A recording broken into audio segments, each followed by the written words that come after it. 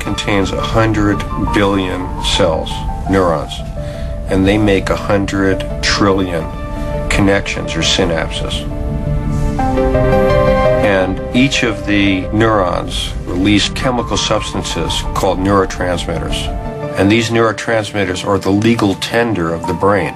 That's how these cells communicate with each other. As the neurotransmitters flow through the brain like a river, sending a steady stream of information between the brain's emotional and thinking regions, just a few milligrams of an antidepressant like Prozac, Zoloft, or Paxil can quickly and radically affect one of them, the mood-influencing chemical serotonin.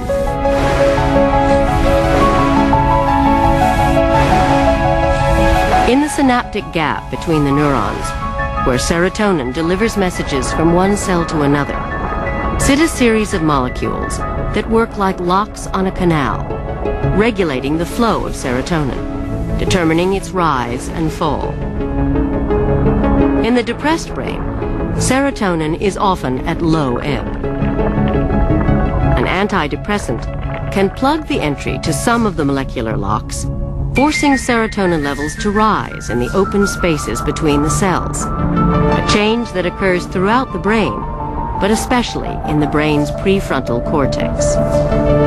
And the fact that it occurs in the prefrontal cortex, I think, is very intriguing, since this is the very area that people would have guessed would be a critical area in being able to regulate your mood, for the brain to be able to get itself back on track. Higher levels of serotonin stimulate a cascade of reactions that bring the brain back into balance. Within weeks, the symptoms of depression mysteriously lift. What we really want to understand is that last step, that last bit, that change in the wiring, so that the I'm no good changes to maybe things are not so bad. And that is going to take an enormous amount of progress in neuroscience. But when we understand that, we're going to understand very, very important things about what it means to be human, how things go wrong, and how things can go right.